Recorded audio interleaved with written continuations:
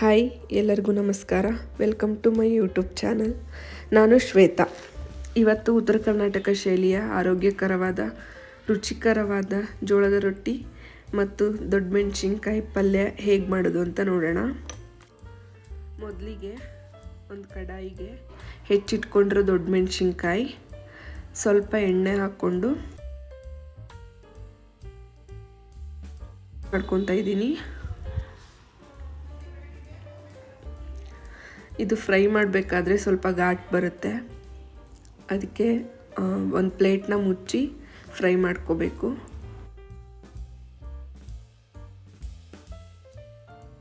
ಇವಾಗ ಫ್ರೈ ಮಾಡ್ಕೊಂಡು ಎತ್ತಿಟ್ಕೊಂಡಿದ್ದೀನಿ. ಇವಾಗ ಒಂದು ಮಿಕ್ಸರ್ ಜಾರ್ಗೆ ಕಾಯಿ ತುರಿ, ಬೆಳ್ಳುಳ್ಳಿ, ಜೀರಿಗೆ, ಹುರಿದಿಟ್ಕೊಂಡಿರೋಂಥ ಶೇಂಗಾ ಬೀಜ ಮತ್ತು ಕೊತ್ತಂಬರಿ ಸೊಪ್ಪು ಹಾಕ್ಬಿಟ್ಟು ಗ್ರೈಂಡ್ ಮಾಡಿ ಇಟ್ಕೊಂಡಿದ್ದೀನಿ.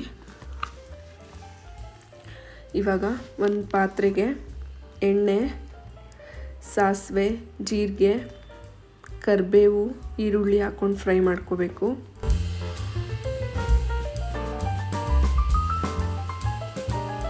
ಫ್ರೈ ಮಾಡ್ಕೊಂಡಾದಮೇಲೆ ಫ್ರೈ ಮಾಡಿಟ್ಕೊಂಡಿರೋಂಥ ದೊಡ್ಡ ಮೆಣಸಿನ್ಕಾಯಿನ ಹಾಕೋಣ.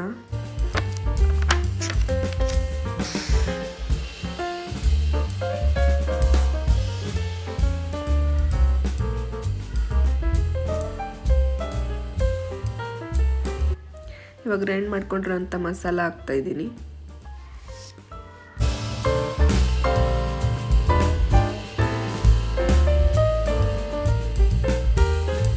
ನಾನು 2 ಟೇಬಲ್ ಸ್ಪೂನಷ್ಟು ತೊಗರಿಬೇಳೆನ ಆವಾಗಲೇ ನೆನೆಸಿಟ್ಕೊಂಡಿದ್ದೆ, ಅದನ್ನ ಇವಾಗ ಹಾಕ್ತಾಯಿದ್ದೀನಿ.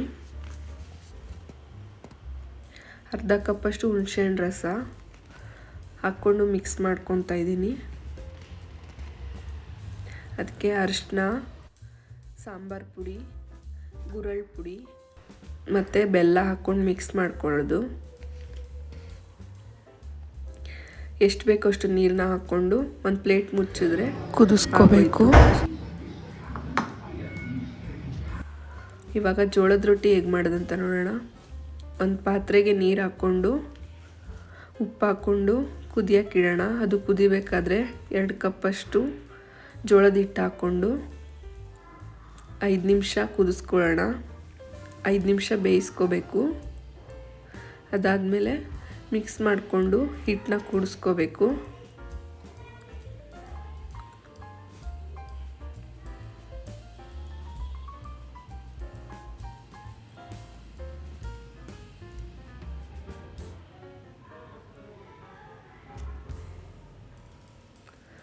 ನಾನು ಗ್ಯಾಸ್ ಸ್ಲ್ಯಾಬ್ ಮೇಲೇ ಯಾವಾಗ್ಲೂ ನಾದ್ಕೊಳ್ಳೋದು ಹಿಟ್ಟನ್ನ. ಪ್ಲೇಟೆಲ್ಲ ಏನು ತೊಗೊಳಕ್ಕೆ ಹೋಗಲ್ಲ, ಅದರಲ್ಲೇ ಕ್ಲೀನ್ ಮಾಡ್ಕೊಂಡು ಅಲ್ಲೇ ಹಾಕ್ಕೊತೀನಿ. ಹಾಕ್ಕೊಂಡು ಸ್ವಲ್ಪ ಹರಡ್ಬಿಟ್ಟು ಸ್ವಲ್ಪ ತಣ್ಣಗಾದ್ಮೇಲೆ ಅದಕ್ಕೊಂದು ಕಪ್ಪಷ್ಟು ಹಿಟ್ಟು ಸೇರಿಸ್ಕೊಂಡು ಚೆನ್ನಾಗಿ ನಾದ್ಕೋಬೇಕು. ಈ ಥರ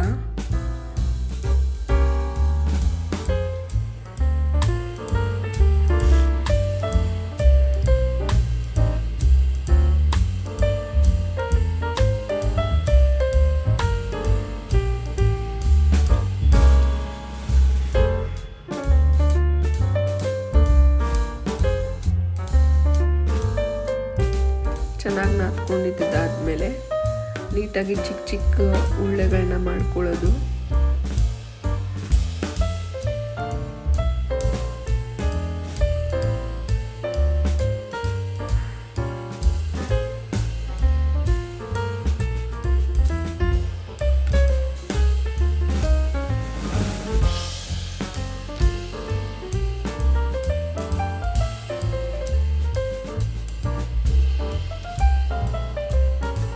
ನಾನು ತೊಗೊಂಡಿರೋ ಪ್ರಮಾಣದಲ್ಲಿ ಒಂದು 20 ರೊಟ್ಟಿ ಮಾಡ್ಬೋದು.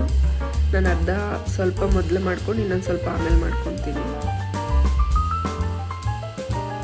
ನಾನು ಇಲ್ಲೇ ಕ್ಲೀನ್ ಮಾಡಿಕೊಂಡು ನೆಕ್ಸ್ಟ್ ರೊಟ್ಟಿ ಮಾಡೋದು.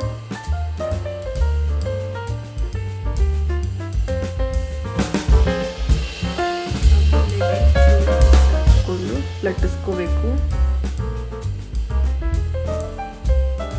ನಾವೆಷ್ಟು ತಳುವ ಬೇಕಾದರೆ ತೆಳುವಾಗಿ ಲಟ್ಟಿಸ್ಕೋಬೋದು, ದಪ್ಪ ಬೇಕಾದರೆ ದಪ್ಪವಾಗಿ ಲಟ್ಟಿಸ್ಕೋಬೋದು.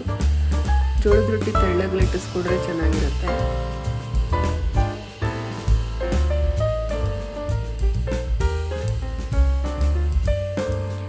ಏನು ಕಿತ್ತೋಗಲ್ಲ, ಅರ್ಧೋಗಲ್ಲ, ಚೆನ್ನಾಗಿ ಬರುತ್ತೆ ರೊಟ್ಟಿ.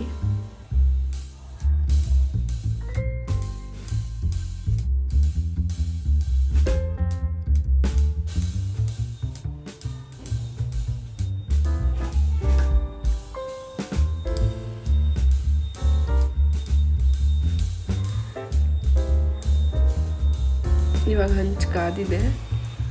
ರೊಟ್ಟಿನ ಉಲ್ಟಾ ಹಾಕ್ಕೋಬೇಕು. ನಾವು ಸೀದಾ ಉದ್ದಿರ್ತೀವಲ್ಲ ಅದನ್ನ ಉಲ್ಟಾ ಹಾಕ್ಕೋಬೇಕು.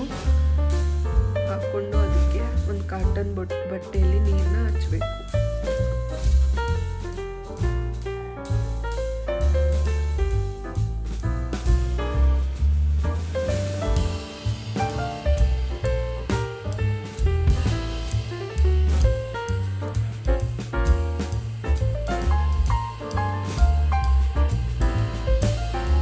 ನೀರನ್ನ ಹಚ್ಕೊಂಡು ಚೆನ್ನಾಗಿ ಬೇಯಿಸ್ಕೊಂಡ್ರೆ ಆಯಿತು. ಒಂದು ಕಾಟನ್ ಬಟ್ಟೆಯಿಂದ ಈ ಥರ ಪ್ರೆಸ್ ಮಾಡಬೇಕು, ಆವಾಗಲೇ ಚೆನ್ನಾಗಿ ಬೇಯೋದು ಜೋಳದ ರೊಟ್ಟಿ.